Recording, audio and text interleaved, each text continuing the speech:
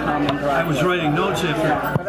I thought when she asked me to do this. Ladies and gentlemen, thank you so much for coming to our second annual panel discussion. How about a round of applause for these great participants?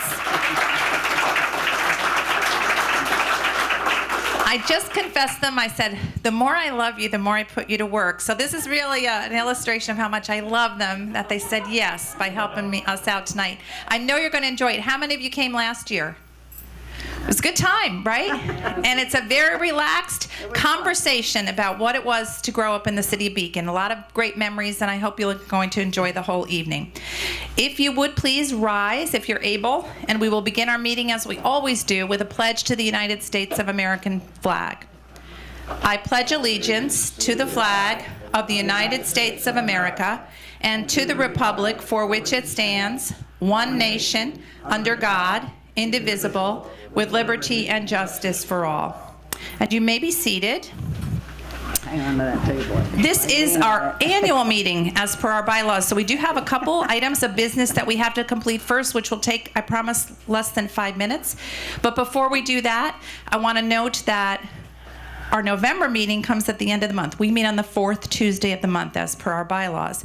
And so before we meet again as a group, our country will pause to mark Veterans Day. And I did want to ask any of the veterans who are here with us today to please stand so that we can recognize you and thank you for your service to our nation. Any veterans? No. See, they're being shy. Thank you very much for your service. And thank you to everyone for coming tonight. If I have not met you in person yet, I'm Denise Van Buren, and I'm currently serving as the president of our wonderful society. We have about 400 members, and we're doing great things. We have a wonderful new exhibit that we just opened last week called The Bridges of Beacon, and make some time on your calendar to come see it because it's really well done, and I know you'll enjoy it. So with that, let me call to order the annual meeting of the Beacon Historical Society, and we do have 3 pieces of business that we will complete tonight before we get to our panel discussion. The first is the fact that our Board of Trustees, acting as an ad hoc bylaws committee, recommends to you, the Assembly, the approval of the following changes to our bylaws. So the first change that is being recommended to you, Constitution Proposed Amendment, Section A, Article 3, membership. It currently reads that membership of our society may consist of the following classifications: individual, family, student, contributing, and business.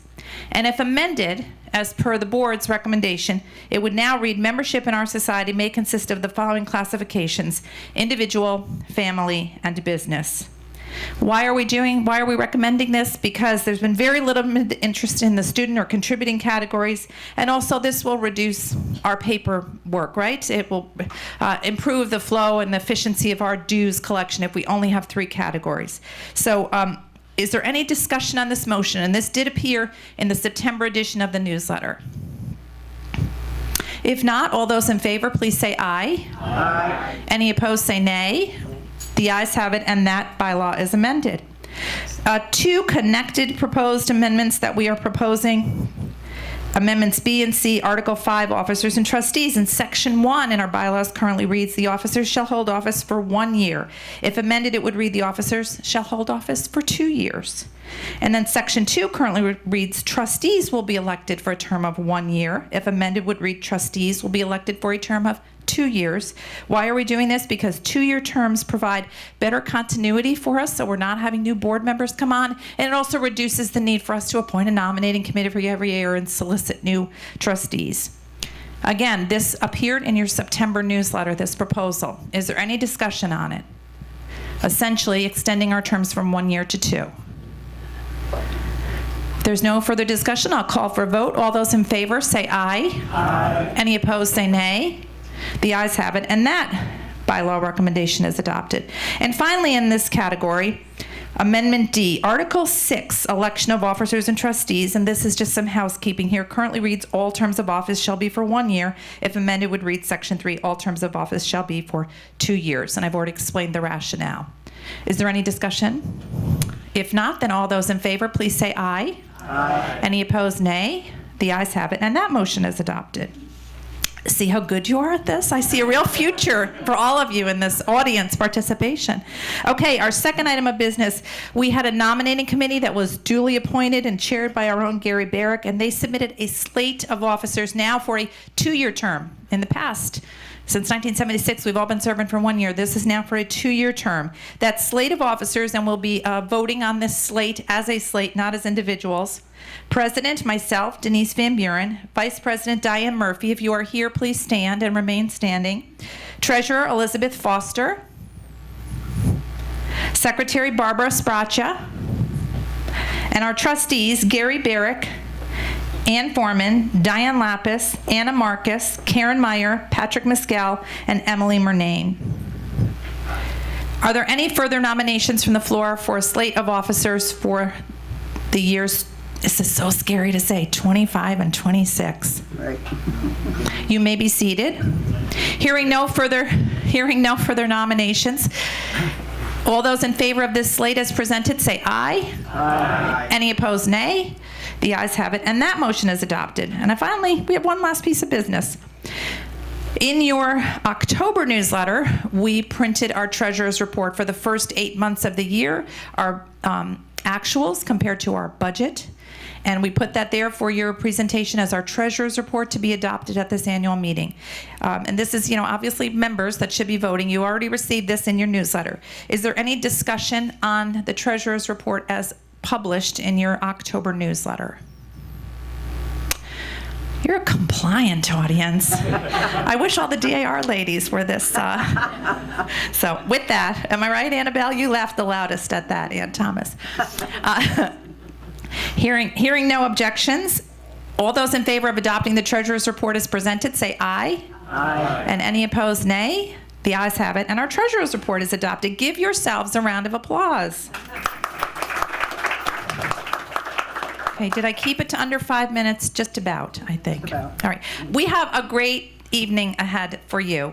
For the next hour or so, we are just going to have a conversation, as if we're all maybe having dinner together, about growing up in Beacon. And it's for those of you who grew up in Beacon, but it's also for those of you who came here later, as I did, and are always interested in finding out what makes this such a special place. Isn't that the magic of Beacon, the secret sauce, that sense of community that's here? So these wonderful participants, a little arm twisting, a little bit of convincing, there was no alcohol involved. They all freely, of their own willpower, said that they would come. So I'm going to introduce them to you, and then later we'll hear from each of them. We're just going to have a conversation up here.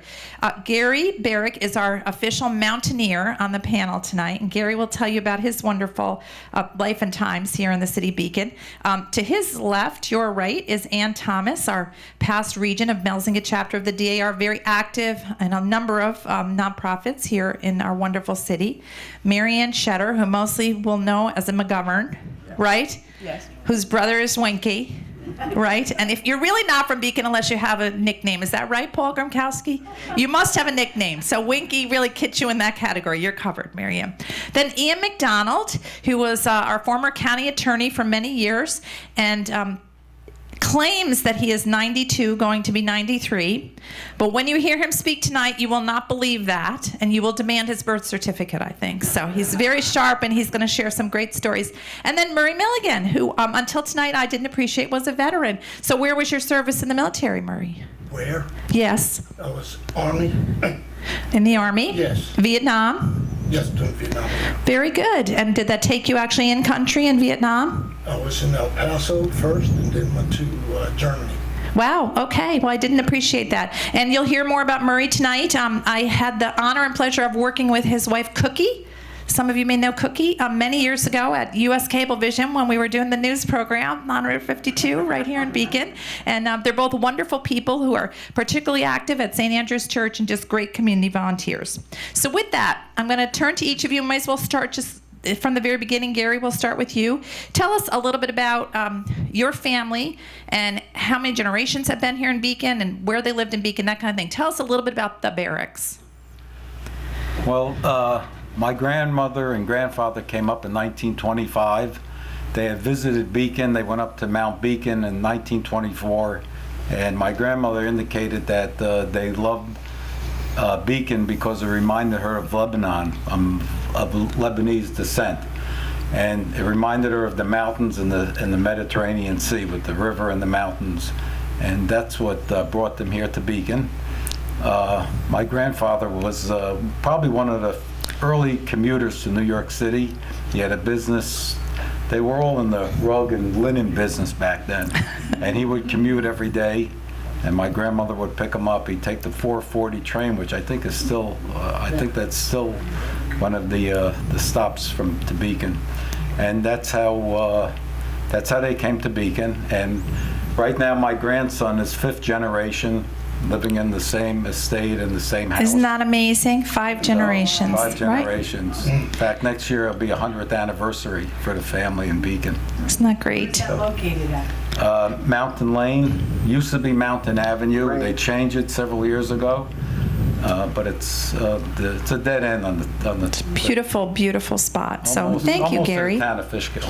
Good. All right, and that brings us to Ann Thomas, who's also a Beacon native. Tell us a little bit about your family, Ann. Well, my grandfather is the oldest one that I know that was here. He was born in 1871, and he was born in Fishkill Landing. And then my father was born in Newburgh, and then my mother actually was of Polish parents. Her parents came from Poland before she was born. So she was born here. We had among us 6 children. Of my parents, I was the youngest and the spoiledest. That's why you're so sweet. I know, I managed to do things. And right now, I mean, my children all grew up here, and most of my grandchildren, and now I have 5 great-grandchildren that are not always around here, but it's 5 generations. Yeah. too. Oh, how nice. And what street did you grow up on, Ann? Grove Street, right near St. Joachim's Church. Oh, very good. And I only moved up to the top of the hill. Okay. And you Highland stayed. Place. Okay. All right. Well, when you got a good deal, you know it, apparently. So, all right, that brings us to Mary Ann McGovern Shutter. Tell us a little bit about now. That's the problem with you moving your chair back, Missy. I know, but I can't have my back to Ann. I know it. Well, let's see if we can move. Gentlemen, I'm going to pull this table a little bit, and we're going to move her microphone a little bit. How's that? Perfect. I'm very bossy, but they know that all already. So go ahead, Mary Ann. We need a leader. My name is Mary Ann McGovern Shutter. My parents were definitely not from here. My grandmother was born in Lithuania and emigrated to Pennsylvania. My grandfather, my father's family, was from Ireland. And so the way my parents met was my mother was a waitress at used to be Magnolia Farm. If you know now where the dental labs are on 90, if you're not familiar, there was a working farm there, and that's where I actually grew up there. My mother worked as a waitress in the restaurant that was there before she was married. My father was a salesman for the Phillips Milk and Magnesia Company. And he stopped in the restaurant, and the rest is history. So that's how my parents met. We grew up on the farm in back of there, and I moved to Beacon, or to Teller Avenue in Beacon, when I was in 5th or 6th grade, which would be about the 1950s. And you had the liquor store. My father, yes, after being a salesman, the reason we moved to Beacon, he had a liquor store, McGovern's Liquor. It was within it started in a couple of different locations, but down in the other end of town a little bit. His first one, I think, was opposite where the M&T Bank is today, and he kind of moved in a couple of stores from then. But yes, he had a liquor store here for a whole number of years. We all, as kids, used to work there once we got to be 18, but not before then. So. And now, were you on Manel Place when you moved into Beacon? Do I have that right? We first moved to Teller Avenue. We lived in the house where, if you know where Jay Vaughn lives now? Sure. At the end of Teller Avenue in Walcott. And then from there, we moved to Manel Place when the Jimmy Lynch opened up the road there. It had a beautiful view of the river, so my father had to move, and my mother hated it there. So. Huh, interesting. All right, that brings us to the fascinating Ian McDonald, who was our Beacons of History honoree recently, and he's a terrific resource for me personally, and I would be remiss if I didn't thank him for all the knowledge he shares. So, Ian, what a fascinating story yours is in terms of your family here in Beacon. Well, I'm a little bit weak on some of my ancestors, but I never knew my grandparents. They were both deceased, all deceased, by the time I was born. My father's parents, McDonald, lived in New Haven. They were originally from Beacon, though. their parents were from Beacon, and they died in New Haven. My mother, his father, was Martin Conway. Her mother was Ann, and he had a saloon on Main Street, I think where the Irish bar is, not far from the old police station right there. And so that was there. And he died young, and then she died about 4 years before I was born. So that's the most I can say about my ancestry. All right, but your parents were involved locally. Your mother was Well, very yeah, active. My father and my mother were real estate business here in Beacon, and that way. My father also built Gunnison homes, some of which are in the development where I live now, and that was that. Well, and I have to mention that Ian has a beautiful new facility he's living in up in the Poughkeepsie area, and we understand you've put your house on the market, or about to. Yeah. How many years did you live in the house, Ian? Since 1970. Wow, okay. that 50? It doesn't seem like that's 54 years ago, but it was, wasn't it? So, well, we're glad you're with us tonight. That brings us to Murray. So, Murray, tell us about your family. Well,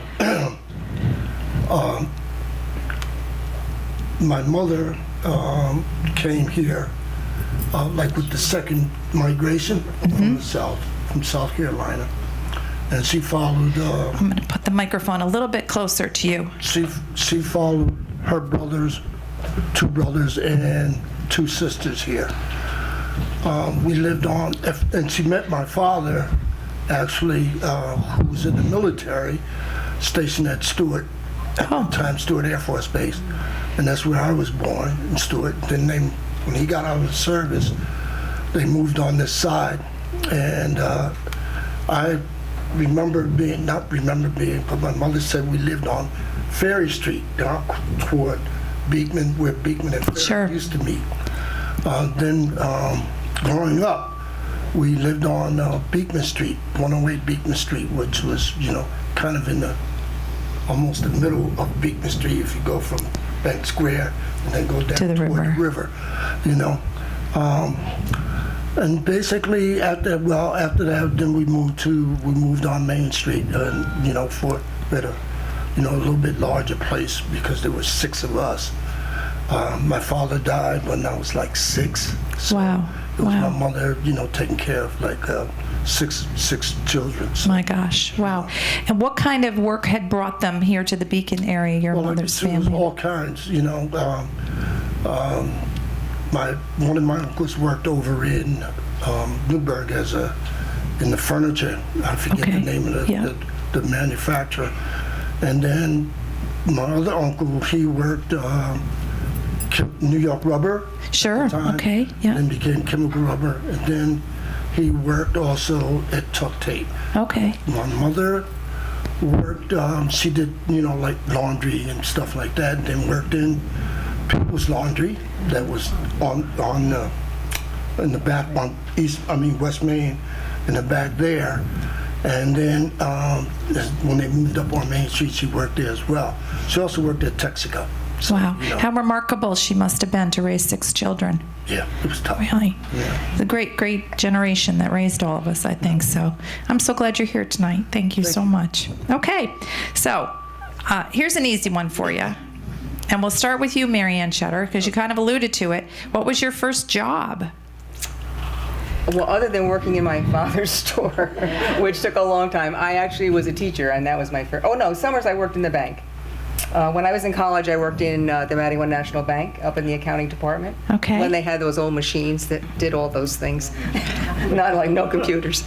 And then I became a teacher and went to work. My first job was in Haldane down in Cold Spring. Oh, okay. And were you at Glenham at one point? Is that where you taught? Or? After lived I in was Glenham, married, remember? I lived Yep. in Glenham. After I was married, I did not work. I stayed home with the kids, I and see. then as they went to school, I worked over at Glenham. Never as an absolute, permanent person, but I worked there all the time. So. I see. Very good.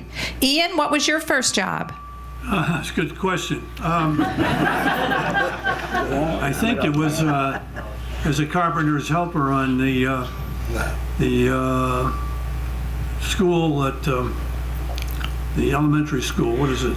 Sergeant? Forrestal. Oh, Forrestal. Yeah, Forrestal. I worked on that. The first day I was on the, they were putting the framing in for the roof, for reinforced concrete roof. And I had to walk out on these 4x4s, and it was a gymnasium underneath, and that was all the way down, and I almost died out there. That's when you said, I think I'll become a lawyer, right? You got it. Good. All right. Murray, how about you? What was your first job? My very first job was working for this company. They had a whole lot of farming land out there in East Fishkill. Oh, okay. Where IBM is and Yeah. was. Okay. Is now. And I think I was about 13. My gosh, wow. And how did you get out there as a 13-year-old? There was a guy that had a bus, and he would come around and pick people up and take them out there, and it was all cornfields, and the first day I went out, I had shorts on and short sleeve shirt, and my job at that particular point was to ride behind the tractor in the flatbed and take the bags of corn that had been put in the bags that night, and then throw them up on the flatbed. This guy was catching them and stacking them. And of course, 13 years old, being in something like that, I had no idea that Wow. corn, leaves and the dust and everything else. Yeah. And then the sweat, of course, But it taught me a very good lesson. Okay? That was not going to be the kind of work that I was going to do. Well, your friend, Tony Lassiter, who was here with us last year, told a similar story that the principal of the high school got him a job at New York Rubber, and he worked a very hard line job there, and he knew that was not for him. He was going to go to college. So, yeah. But imagine kids today who can't take their faces off the screens doing the corn job. That just unbelievable. So good. And Ann Thomas, did you have a first job you wanted to tell us? My first job actually was working in a restaurant, and it was on Main Street. I was like 16, and it was run by a man named Morris Keenan, who lived in Beacon. And it was located right where the vinyl record shop is now, Yeah. right across from Palmy's Hotel and Bar. That's another Beacon trait. All of the landmarks are told where the closest bar is. So right. good. Now we know you're a real Beaconite, Ann. So good. Gary, did we talk about you and your first job? Yeah, the first job was at Dutch's Manor. Mike Corris hired me. I was 14. I told him I was 16. And every once in a while, he asked me for my working papers, and he's probably still waiting for them. And I was first washing pots and pans, and then dishwasher. Then I got a promotion to busboy, and then waiter. And then I did some accounting work before I Wow. left for college. Very good. How many of you had a family event or a special event or something at Dutchess Manor? Right? Miss them, right? Every hand went up in the room. All right, one of our big claims to fame, we all know from Beacon, was, of course, the Mount Beacon Incline Railway. And it doesn't really stop officially functioning until the end of the 70s, but its heyday was much earlier than that. So I'm hoping you'll perhaps be able to share some memories or what you recall about the incline when you were growing up. So Ian, do we want to start with you? You can tell us a little bit about your memories of the sure. incline. Well, the Incline Railway was great in the summertime because at the casino they had a full orchestra, and on Saturday nights, a bunch of us used to go up there every Saturday night, nice weather, and go up on the railway and spend the evening up there, and it was a great time, and big crowds too. And going down the Incline Railway, it stopped. It kind of hesitated one time just to scare the hell out of everybody, and then went down. But we had a lot of fun up there. Yeah, what a wonderful thing it was for Beacon. So Murray, have any memories of the incline? Yeah, I remember being about maybe 9, 10, and my uncles took me up on the incline. And then later on, just before it closed, there was a dance up there, and I went up there as an adult, and they had a band there, and the atmosphere, of course, was really nice because, as the sun was setting and it got dark, you could look across out and kind of look at the river and see the outline, city and everything else. Yeah. And the music made it also special as well. Right. What a wonderful But like thing. Ian said, when it started going down, it would kind of jerk. Yeah, especially in the dark, right? You're going down at night. Wow, good. Marianne or Ann or Gary, anything you want to share about the incline? Anything you remember? Your parents or? Well, I might have to tell you, my husband was of Ian's age, and he said that as a young man, they loved going on Saturday night for dancing. But I remember going up on it a couple of times. I remember as a Girl Scout hiking up the mountain. We had a Girl Scout leader, and if any of you were Girl Scouts in Meyer, you knew Dixie Lee. And Dixie was a very nice lady, but she was all very athletic in sports, and boy, she went up the mountain. And I did take my family when they were right before it closed. I think we managed to get our kids to take the trolley up to the top of the mountain. It's just amazing that they did that. Yes, I know it. What a marvelous engineering feat. Yes. And it's really unfortunate that it no longer exists. Ann or Gary, anything you want to add? I remember more my sister telling me about going up to the mountain on the trolley for the Saturday night dances all the time. And I did ride it a couple of times myself, and my idea of it was when you were coming down that mountain, I said, if this track if it ever lets loose, we're going to end up in the Hudson River. It was so steep, 65 feet incline for every 100 feet. Think about how steep that was, right? So I'm sure you're right. Yeah. Gary, anything you want to add? Yeah, we used to get a lot of company from the city. My mother was one of 9 children, and every time they came to Beacon, that was the thing to do, take them to the top of the mountain. So I remember it quite well. And my father used to say if the cable broke, we would land up on Broadway in Newburgh. A little further than I was. A little further, yes. Good. Never went to any dances there. No. Well, Ann, you mentioned your sister, and so I hoped you would share with us a little bit about your brother who you lost in service to the country. Do I have to? You don't have to. Well, there were 6 children in my family. We had three boys and 3 girls. And Buster, who died in the war, was the oldest. He was a true soldier. He did everything they ever wanted him to do, and we had his letters that are in the form of a book now. But he really, when he went in the service, he really wanted to get in the new Army Air Corps, and he took the test, and he did well on it. But then they weren't getting the men for that. But that was his dream, because I can remember when I was a kid, my brothers had a room upstairs, and they were always making model airplanes and hanging them from the ceiling. Wow. Wow. And you lost him. And Joan Mescal is here.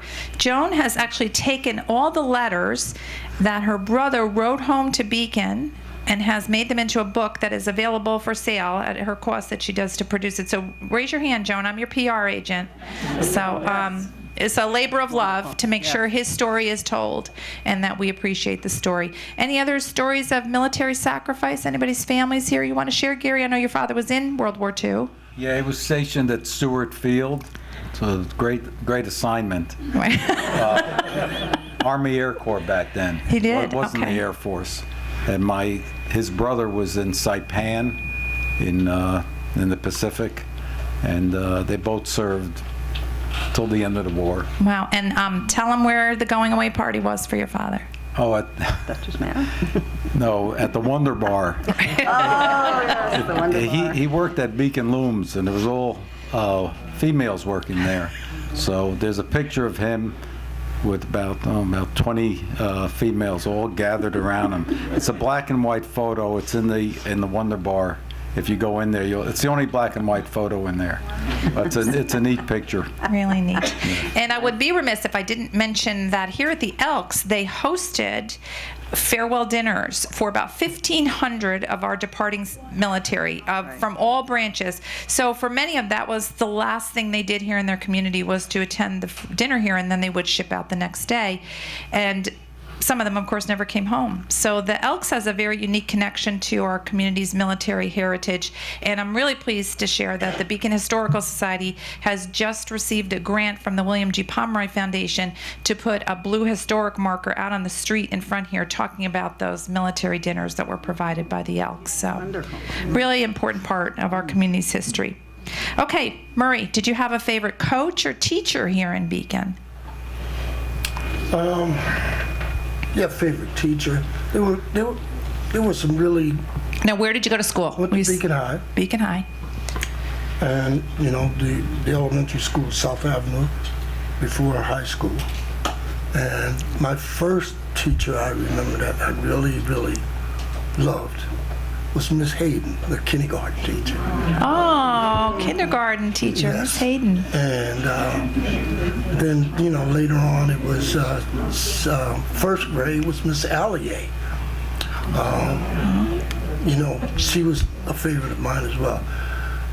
High school, my favorite teacher was, I can't think of his name. He was a history teacher, social studies teacher. Mr. Gakeway. Mr. Gakeway. Mr. Gakeway. We hear that name a lot. Okay. And Now, you were an athlete at Beacon High School. Tell us what you played. I played football, played basketball. And what positions were you?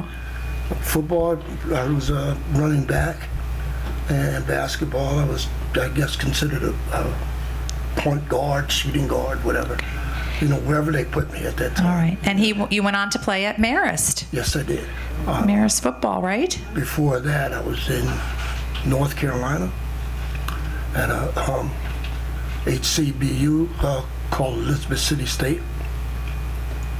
And it was a little bit too foreign for me, to Yeah. say the least.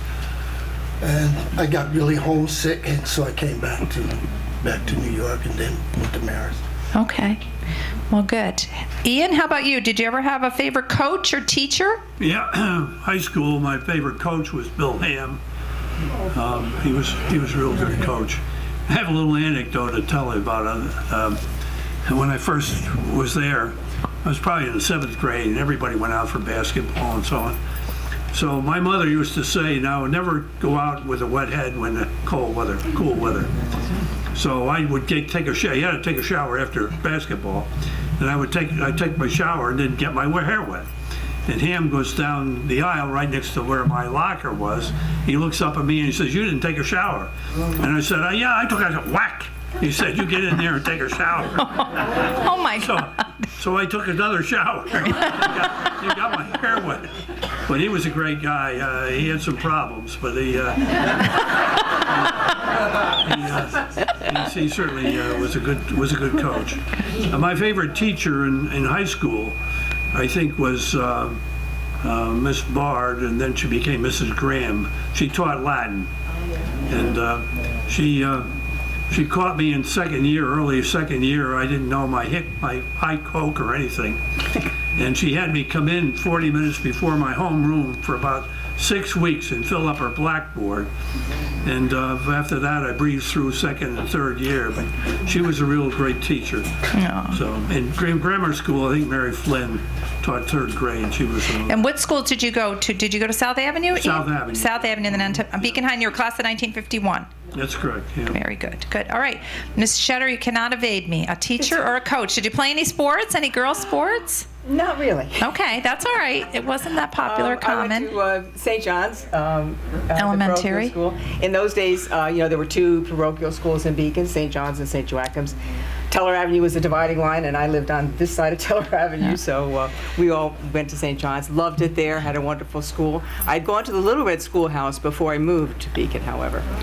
When we lived on the farm, on Red Schoolhouse Road. On the corner, there was a real, just typical picture you've seen all over the place of a little red schoolhouse. Our teacher was Mrs. Travis. There were on the average of maybe 20 to 24 kids every year, depending on. Sometimes it would be like no grades or some grades. One teacher, Mrs. Travis, taught everything.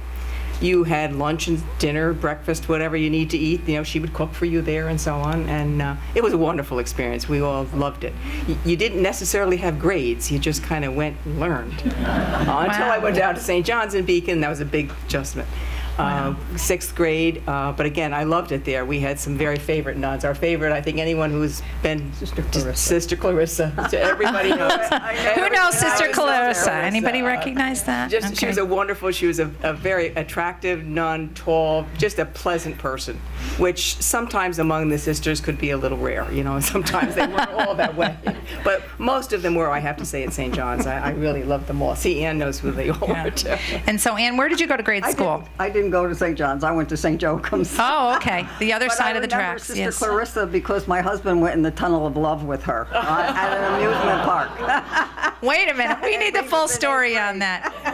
No, there was a picture. I remember he said it. Sister Clarissa was his favorite nun, and he went in the Tunnel of Love with her. Wow.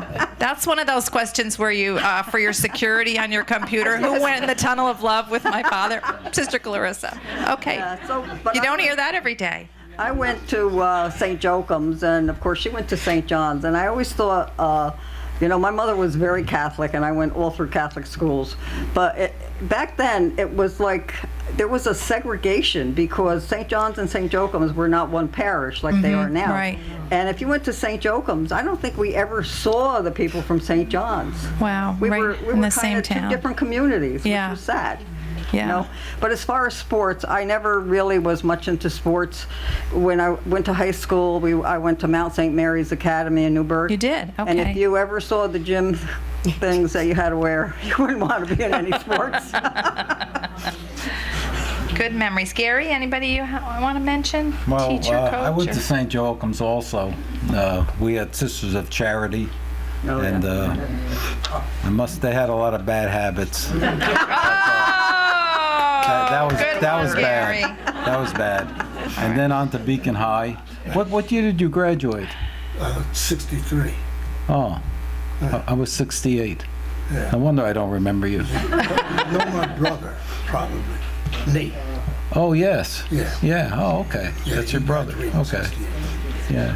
All right, so I want to ask you some questions about what you remember about our wonderful Main Street. It has had ups and downs for decades, but what do you remember growing up, Gary, in Beacon, about Main Street in Beacon? I remember Christmas shopping right before Christmas, and the street was packed with people. The stores would stay open late at night. Well, this is the during 50s, is that what you... This is mid-50s, Mid-50s? early 60s. Okay. Schoolmakers was a big spot to go. Grants, there was Fishman's, there was just so many stores. And So vibrant and... yeah. Once the ferry closed down, that was really the end of Main Street, because basically Main Street is Route 52, and it continued down to the ferry, and that's the only way you got to Newburgh. So there was always a lot of traffic, and a lot of commerce on Main Street. And once the ferry stopped, of course, Beacon, the Main Street slowly died, and same thing with Newburgh, actually. Water Street and Colden Street. Yeah, and a lot of that had to do with the Eisenhower Federal Highway Administration that built highways, places like 84. Now somebody here living in Beacon, you know, is going to work in IBM East Fishkill can drive on a highway. It isn't local road. So part and parcel of building the bridge was the Highway Act. There So was a downside to it. yeah, right. It's like Route 66. Yeah. you know? Ian, what memories do you have about Main Street? Well, I have memories too of Schoonmakers at Christmas time. They had the cellar. They had like a Toyland or a Toyland. Yeah. That's what I want to say. And the dime store was nice down the other end of town. Also, Van Tyne's was a great spot. they had all the magazines there, and they had all the comic books. And you used to go over there and try to look at the comic books, and they'd go over and stop you, even though they were only 10 cents a piece, you know. But there was Nick Carey's record store right up the street from there, from Van Tyne's. There was all the soda fountains. There was the Alps Sweet Shop, which developed into a really great chocolate making place. And of course, the one up the other end is the Boston Candy Kitchen, where we used to hang out from high school. We used to get down there after high school all the time. And Happy days, right? it was Good just happy times. days. It just was nice. Yeah. Now, Also, I might say that in growing up in Beacon, Beacon was small. You could walk to one edge of Beacon back and forth. There was no trouble. And there were sidewalks, and it was just an easy place to grow up in. And every vacant lot was in the public domain, so you could play ball there or dig foxholes or do whatever you want to do. so what is it, do you think, about Beacon that was uniquely special that all 5 of you chose to stay here in Beacon? That doesn't happen anymore. And oftentimes in the Northeast, so many families pick up and move to California or to Texas or Arizona. What was it about Beacon that kept you here or brought you back? In your case, Marie, what is it about Beacon, do you think? Anne, you wanted to start? Anne's going to start. Well, actually, I've always been a Beacon. I mean, the only time I left was for college, and then I came back, and I've been here all my life. And, you know, family is what kept you here. We had family, and, you know, it's in recent years, a lot of them have started to move, but I'm still here. Yeah, yeah. And I know, they talked about Main Street, I know all of the stores and everything we had then. The one place I liked was the Beacon Theater back then. Because at the time that I used to go, like when I was 9 or 10, it used to cost 20 cents for the movie and a nickel for candy Wow. when you go into the movies. Yeah, yeah. Good times, right? And the cartoon marathon. Yes. The cartoon marathon. Anybody else remember that? Yes, they So, did. Right, they Yes. started about 8 o'clock in the morning. Yep, I think it was Saturday Lasted morning. until about 11, 12 o'clock. You know, and a lot of people were there. I mean, yeah, the thing to do. Ian, what do you think made Beacon so special that you decided to stay here? Well, Raise your family that's here. a really good question, because my wife, Joanne, was originally from Hyde Park, and she lived in Poughkeepsie when I met her. But there didn't seem to be any question. When we got married, we looked around Beacon, and we finally found a place to rent. And then ultimately we bought a house there. And it was just a very nice place to live. And she adopted it as her home. And of course, she was active in the garden club and so on. It was just, Beacon was just a very nice place to live. And it still is, I think. I agree. Murray, any thoughts on that? About what makes it so special? Well, you know, friends, of course, you know, people that you grew up with. Some of them did go away, but they also came back. Some stayed away. But, you know, the mountain there and the river, Yeah. you just can't beat that. That's right. And I mean, as far as the community was concerned, on Beacon Street, River Street, West Main Street, Ferry Street, you know, that was the community parts of Walcott Avenue, Hudson Avenue. You know, that was it. I mean, we just played all over that place. You know? Yeah. Now, we had an exhibit last year about urban renewal and its impact on Beacon. Right. So your family's really lived through that. Murray, what do you remember about urban renewal and how it felt when you were going through it? By the time urban renewal actually came about and started, you know, raising the homes there, we were moved out and we were grown, you know. So, you know, my brothers, they went to college and, you know, came back, and you know, and they lived in different parts of Dutchess County. But you know, but most of my friends also, they were able to, you know, which was at one time, you couldn't go in a lot of those neighborhoods. South Avenue was like what I call the line of demarcation between, say, River Street and South Avenue.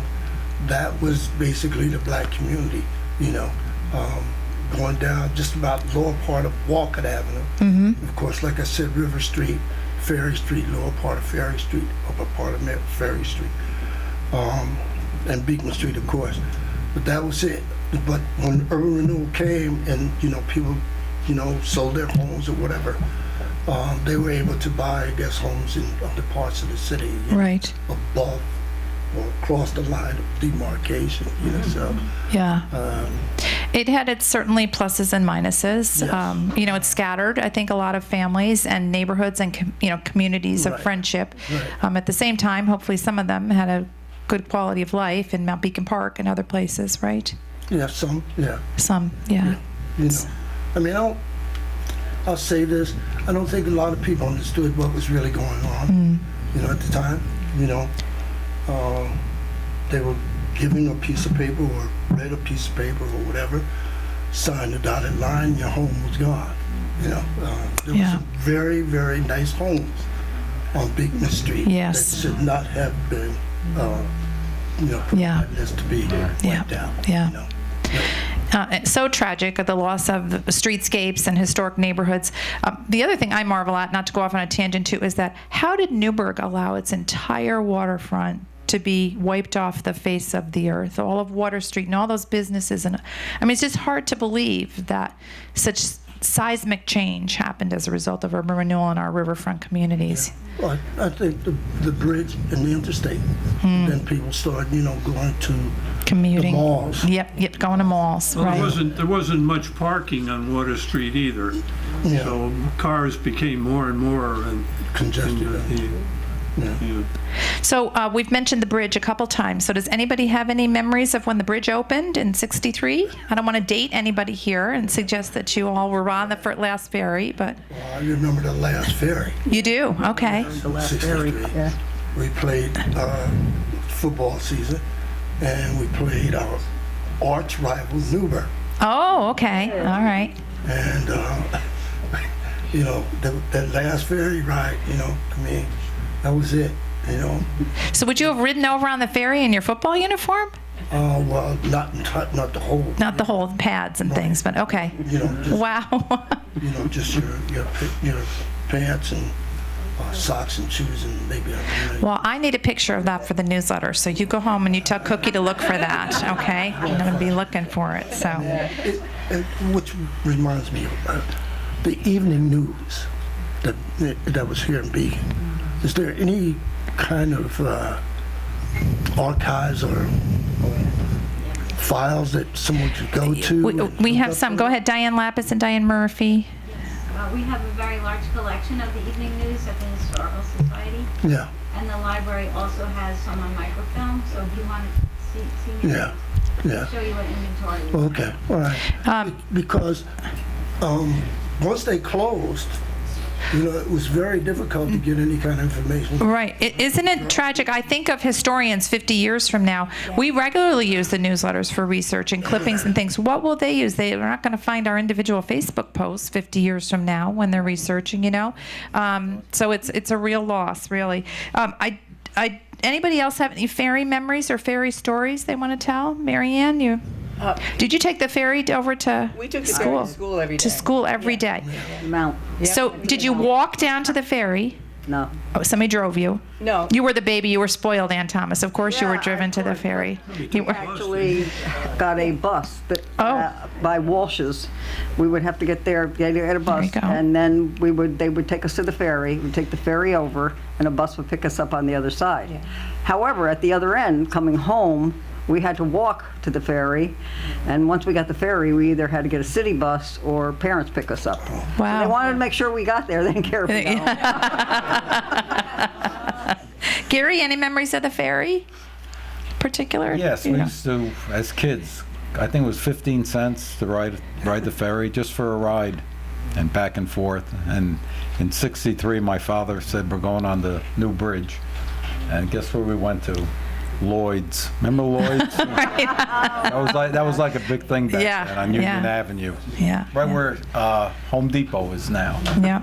That was That was still here even into the 80s, but it was a unique place, I'll tell you what, Lloyd's. And Ian, any memories of the ferry? Yeah, I remember one fella that I went to school with. This is back when we were quite younger. And in the summertime, there was one ferry that had an upstairs deck that you could sit on in nice weather. And he used to ride the ferry all day, and he'd hide in the men's room, and then he'd come out, and he'd ride back and forth. It was really hot, so it was cool on the ferry. So I don't want to leave this story of the mountain without asking you about something that came kind of later in its evolution, and that was the Mount Beacon ski area. That operated from 67 to 75, I think. And just wondering, did any of you ski, or do you have any recollections of it being an active? It's hard for me to imagine now today that being an active ski site, but yet it was. Anybody ski? I didn't ski, but I remember walking. We used to be in Beacon. You could walk everywhere when you were a kid.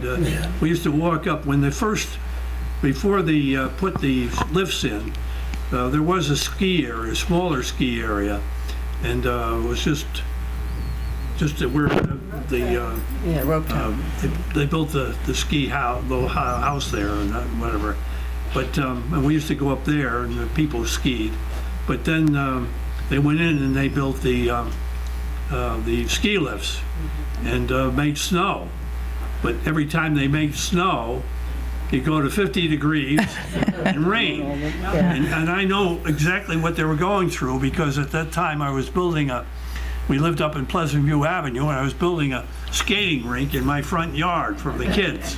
You know, put a frame in plastic, and you had to put water in layers so it didn't bubble. And I'd get great ice and everything for them, 50 degrees and rain, and that's how Start all over. destroyed them. I think it just didn't have a chance. Ian also had the unique experience of growing right up across the street from the Southern Dutchess Country Club, where he joined as a junior member in what year? I joined in 1948. And you're still a member, I know you're not golfing, but- Member now. an honorary member. But they just gave that to me this year. I caddied there before I was a member, and because it was right across the street. And in those days, there were no pull carts or anything. So either you lugged or you got a caddy. And I think it was like 35 cents for 9 holes. And if you didn't lose a golf ball on them, you got a tip. And that was There you it. go. I had a fun day with Ian. We came down, we had lunch at the Yankee Clipper, and we drove around a little bit. We went to see Edgewater Yeah. and some of the other developments, just to really show him some of the things that are happening. And one of the places that he took me to was where the Craig House Golf Course used to be, down, where the new homes are now. And he told me how he used to even golf down there. Is that right? Yeah, before, in 1946, my parents were going to give me a junior membership at Southern Dutchess. Turns out I had to be 16. I was only 14 then. So they decided to use that money to pay greens fees for Craig House. They let me on there. So I used to get down there, and that was a lovely golf course down there, only 9 holes. But it was a good golf course, and had a lot of fun down there. Craig House was such a big part of Beacon, of course. Another thing about Craig House, I was talking to a fellow named John Morgan today, and he's my vintage, and he remembers too that there was a big pond down when you go down Craig House Road, down there, and there was a big pond, and before the war, people used to ice skate down there, and on Sunday afternoon there'd be a big crowd of skaters on there. Remarkable. They Yeah. let you skate there. And so Craig House, of course, was the wonderful estate of the Howlands. Do you have any recollections when you were growing up? Were any of the big, great estates or big homes still in existence here that you remembered that they were grand? I mean, I know that the big Brinkerhoff house doesn't come down where Forrestal Heights is until it had been turned into apartments. But do you remember that? Woodneath or Roseneath or any of those grand homes Yes. that were here? You do? I remember, I think, I'm trying to remember which was which. On the South Avenue down That was Roseneath. Roseneath, yes, Yeah. sir. Yep. And The people by Walcott name- House. People named the name of Ebert Ebert, that's right. ended up buying that house. But that had a box-like entrance, and it was quite a nice house. I was in it, and but I was also in a house. My father knew a son of Mary Roberts Reinhardt, who he ran the Reinhardt Editions, and he invited us down one Sunday afternoon, and we went down there. He lived up outside of Peekskill, and I swear that house was identical to the To Roseneath. yeah. Yeah, And, interesting. But they that had the box front too, but they took it off and put a circular type thing on it. Oh, interesting. Anybody else have any memories? I mean, there were some really grand days. We talk about Beacon's ups and downs. Marianne? Yes, right where the Newburgh Beacon Bridge is now, the Verplanks had a beautiful Spookfields, estate there, right? Yeah. yes. Somehow my mom had met Mrs. Verplank and had become friends with her, and we used to go to her house quite often. I don't know whether my mother did things for her or because she was quite a bit older at the time. The house was absolutely gorgeous, but it's unbelievable that when you think back in time, you would never know there was a house there today. I Yeah. mean, there So were- what she's talking about, if you're heading to Newburgh and you go past where the toll plaza Yeah. used to be, if you look to the right, the barn Yeah. is there. That was the barns for this big estate, which I believe was called Spookfields, was it Yes, not? I think so. It was yeah. Spookfield. Yeah. Beautiful, beautiful estate. As there were two other brick houses Yes, like, there were. Yeah. There and was- those were taken for 84 as well. Seaman Yes, had one. yes, yep. And Bialco had the other. Yes, and that just got torn down, and I understand that's on the corner of 9D and 84, and I understand they're putting Yeah. storage units in there. So, Gary, do you have any memories of anything really grand in Beacon? And I say this because from what I know of Beacon, from studying all these years, is that it's had ups and downs. And so, we're on an up cycle now. And, let's hope we stay up there. But there's been many times that with the factories, their fortunes ebbed and flowed. And there were good times and there were bad times. So I'm just wondering what you remember from the real glory days of these big grand estates that were here. Any recollection? I have no recollection, except from your, remember you There did was- the program on gardens? Yes. Okay, Wodeneath. Yeah, but Yeah. I have no recollection. Yeah. There was Eustacia too. And that's still there. That's it. That's still there. That's one of the grand ones still left. Do you know why it's called Eustacia? No, I don't. Well, let me tell you, Ian, this is the first time that I can tell Ian something about Beacon history, so everybody put it on your calendar when you go home. The DeWints, of course, who owned all of the waterfront property and had the big Cedar Grove estate, he had made his money in sugar on the island of Eustacia in the Caribbean. And so his daughter, when she built her estate, by then she had been Andrew Jackson Downing's wife. She was his widow. She marries Judge John Manel. They build Eustacia, and she names it after that island. Okay. Okay, that's a first. That's a first. Okay, I promised everybody I'd keep you about an hour, and it's going on 8 o'clock. So I have one more question, and then I thought we'll open it up to the audience. Maybe some of the other folks would like to ask you brilliant, witty, attractive people some questions. So if you are online, you know that there's always a lot of discourse about Old Beacon. Right? New Beacon and Old Beacon. So tell me what you miss most about the Old Beacon that you remember from your childhood. So why don't we start with Gary here on this end. Gary, what do you miss most about Old Beacon? And I use that term as an affectionate term, not a negative term, the way some people will be critical and say, oh, that's Old Beacon. I mean it in a nice way. What do you remember about the Old Beacon that you grew up in? And probably the fact that you could go to any store or walk down the street and there would always be someone that you knew. I mean, everyone knew each other. Today you go down Main Street and, you hardly see anyone. And God forbid if you say hello to somebody that doesn't know you, they just give you a dirty look. But it was a close community and everyone knew each other and it was just fun growing up here. Good. That's a good answer. Yeah. Okay. Ann, what do you miss most about the Beacon you grew up in?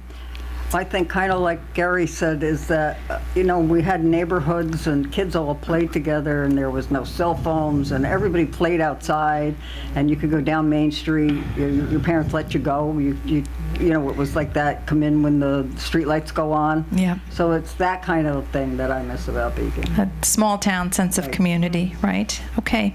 Mrs. Shetter? Well, yeah, sure. The same thing that they both said, because in those days it's hard to imagine because of the mobility today. But I mean, in Beacon at that time, you didn't have to go out of Beacon as a family to do anything. I mean, you could buy your appliances here. There were repair people here.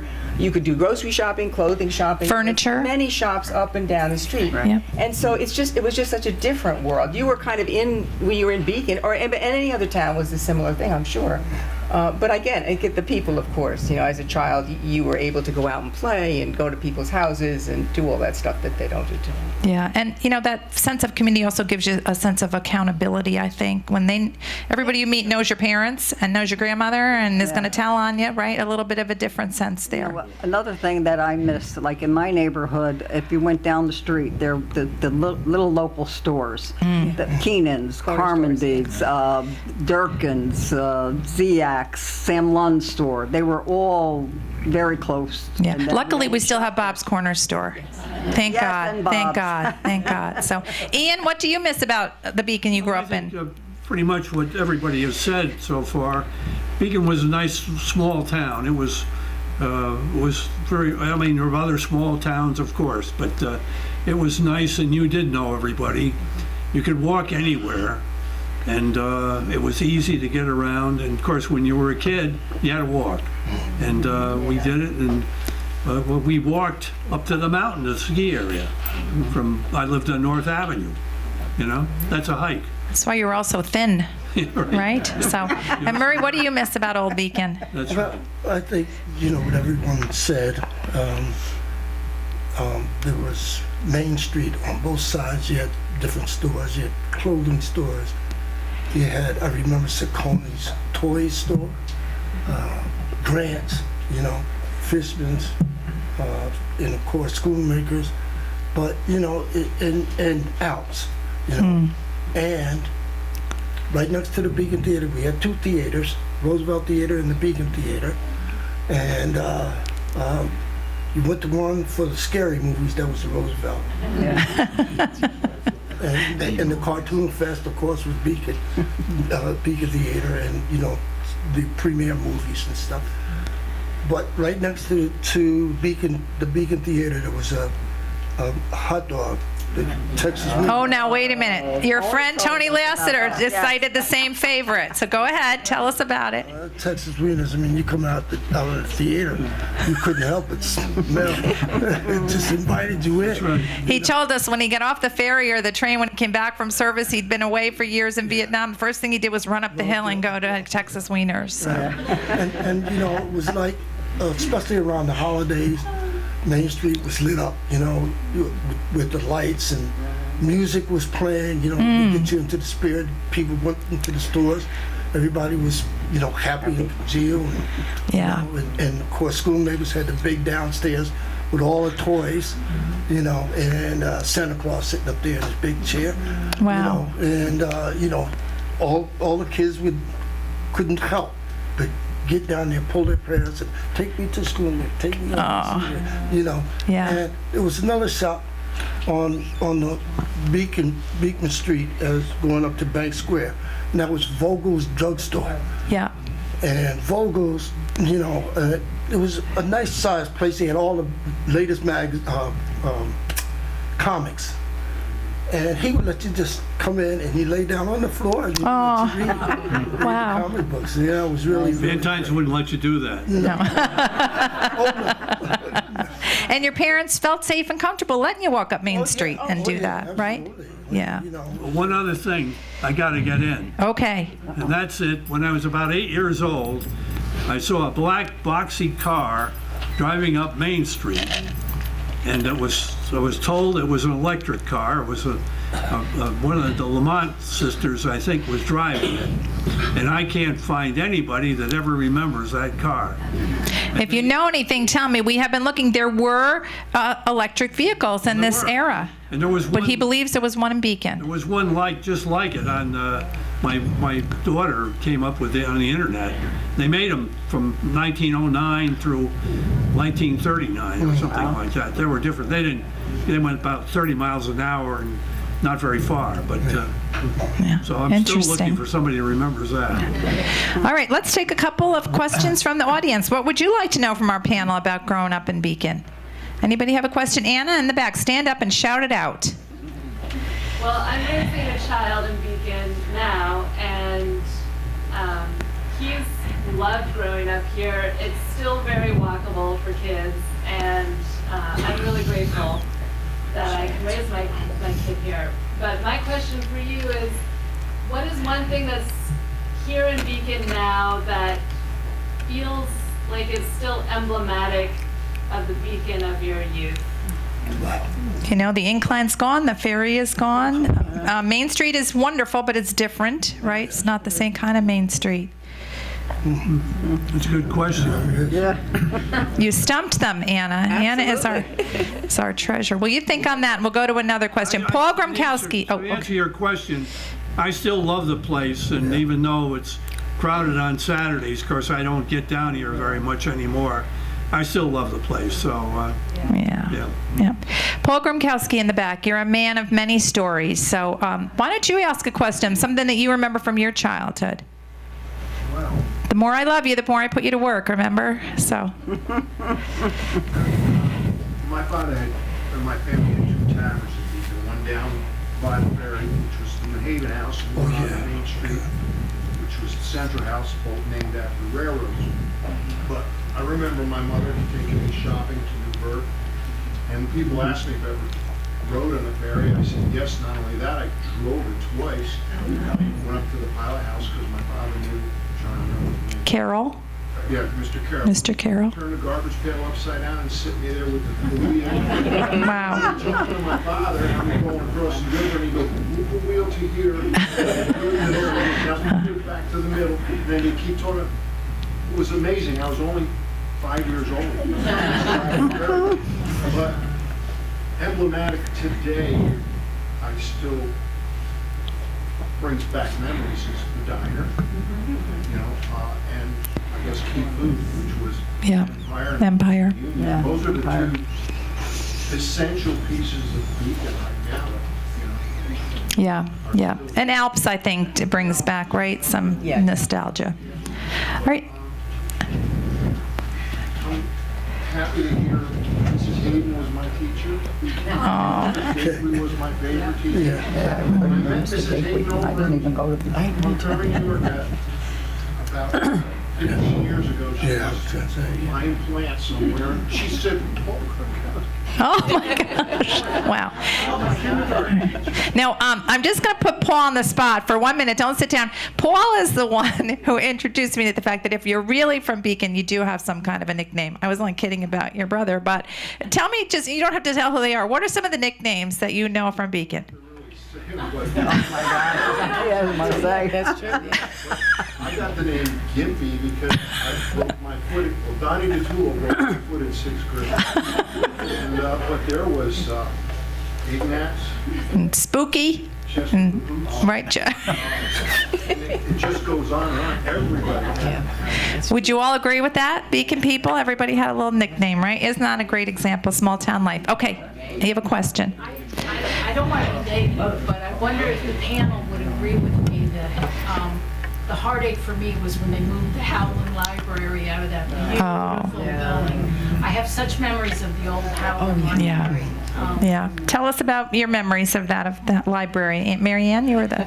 I definitely remember the library because that was all that you did. I mean, there was nothing else. You didn't, if you had money once in a while, your parents, you'd go to the movies. But my friend and I, in fact, a cousin of Paul Gromkowski's, Bobby Grumko, lived on West Center Street, and she and I would walk to the library. We used to get books, but it was just the walking to the library because that's all your parents would allow you to do. It was amazing. There were two librarians, and They were really very nice people, but there was one, I forget that, one was a very tall lady, stern as heck, and you didn't breathe. No, Ian was president of the Howland Library Board. So That was the new library, though. the new library. That okay. was more recent. This was way back. There were two, and then there was a shorter lady who I had seen since then. Very nice lady.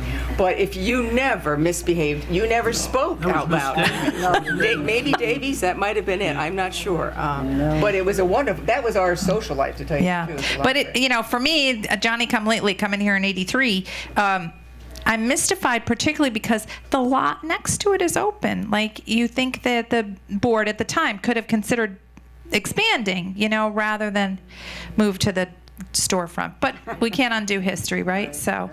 And of course, the Beacon Historical Society had a start in the Howland Library, where it is now. We started in the local history room, and then we moved to the Howland Cultural Center in the front librarian's office.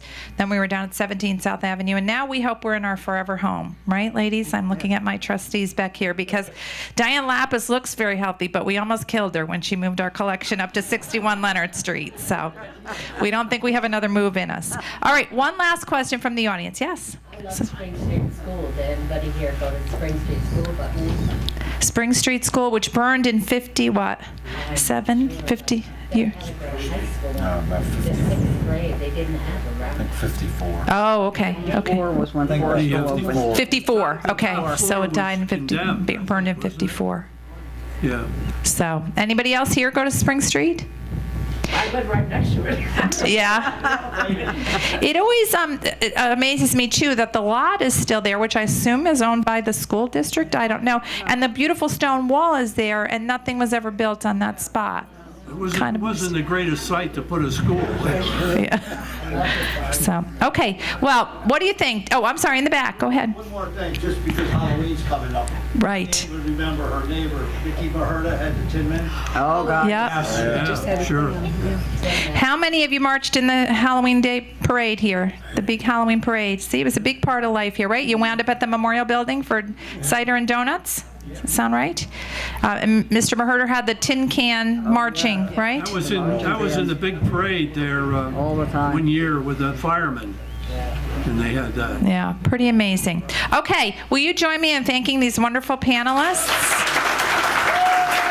Okay. And because they are so sweet, I have a little Alps chocolate for each of them, right? It's hard to get up here and tell your life story. Yes. And some of you didn't have a lot of preparation time, but that only made it all the more spontaneous and enjoyable. Can you have this? No, but I can give it to somebody. All right, fair enough. All right, and you can split that with your wife, I hope. So, okay. So, coming up in November, we have another great program. We'll be back here at the Elks. We have a young gentleman who is a scholar in residence, and Diane, you can do a better job with the. What is he He's at the winter term of in Delaware? Yeah, school, and he is writing his master's thesis, I think. Right, he's brilliant, and he is writing his master's thesis on a room of furniture from Woodneath, the library furniture. And from what I understand, and he'll tell us more about it, he's doing his whole thesis on this set of furniture. I believe because I was on the board of Locust Grove, the historic site in Poughkeepsie, and they have the dining room set from Woodneath, that they had what we'd call today an estate sale or a garage sale, and they sold the furniture out of the big estate. So it'll be interesting for me to hear where this furniture is, and he's going to give us a little history of Woodneath, which of course was called by one leading publication the most beautiful 20 acres of America, and it was right here in Beacon. So that is coming up. We always meet the fourth Tuesday of the month. That's the fourth Tuesday of November. It is in the same week as Thanksgiving, but you can't stuff that turkey, all week long. And so I'm sure you can take a couple hours to come out. So I want to officially thank the Elks for having us here. They don't charge us to use this great space. We have plenty of parking outside. It's well lit. I apologize that the stairs make it a little bit of a challenge for some folks to get up and down. But I am planning our calendar now for 2025, and I wanted to get your feedback, honestly, about how you feel about this as a venue. Is this a good, convenient spot for you, or? Okay, because the reason I ask, so many places have been so wonderful to us. The Howland Cultural Center, the Memorial Building keeps telling me we can go there, and they're wonderful venues. But parking at night when you go out concerns me in terms of it being well lit and the beautiful sidewalks, the original sidewalks that are around the Howland Cultural Center. Sometimes my footing does not feel secure on them, and so. I like it for the parking, and of course we don't pay anything. And what do I always say? Upstairs there's a bar. So, and you're welcome anytime you're here to be able to take advantage of that great bar, and I encourage you to do it because it helps the Elks out with their operations. So is there any other business that needs to come before the Beacon Historical Society? If not, give yourselves a round of applause. Thank you for being here.